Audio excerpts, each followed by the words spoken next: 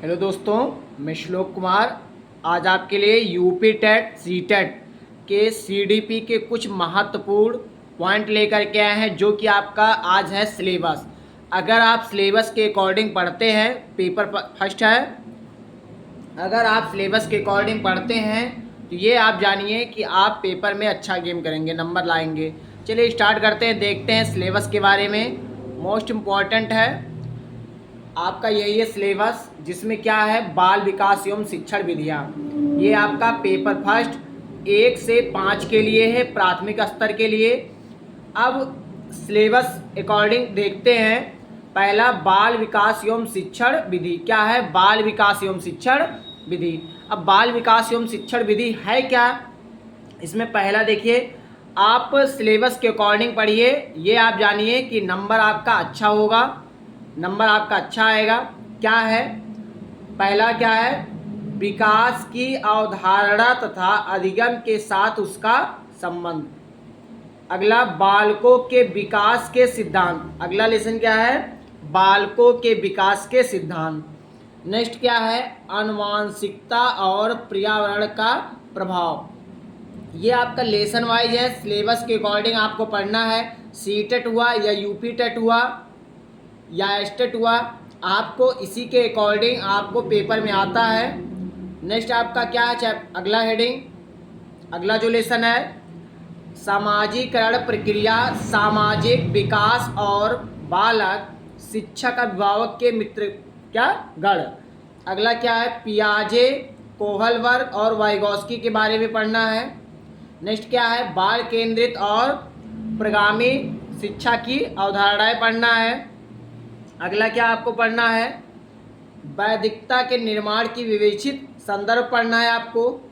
बहुआयामी क्या बौद्धिकता पढ़ना है, ये आपको पढ़ना है। भाषा और चिंतन समाज निर्माण के रूप में लिंग या लिंग भूमिका या लिंग पूर्वाग्रह या और शैक्षणिक व्यवहार पढ़ना है आपको। अगला क्या पढ़ना है? शिक्षार्थियों के मध्य वैयक्तिक विभेद, भाषा, जात, लिंग, समुदाय, धर्म आदि की विविधता पर आधारित विभेदकों को समझाना है या समझना है। नेक्स्ट आपको क्या पढ़ना है? अधिगम के लिए मूल्यांकन और अधिगम का मूल्यांकन के लिए बीच अंतर या विद्यालय आधारित मूल्यांकन। अगला क्या पढ़ना है? सतत एवं व्यापक मूल्यांकन आपको पढ़ना है। संदर्भ और व्यवहार, ये आपको इतना पढ़ना है। नीचे आपका देखते हैं क्या है, और आपको क्या पढ़ना है इसको देखते हैं।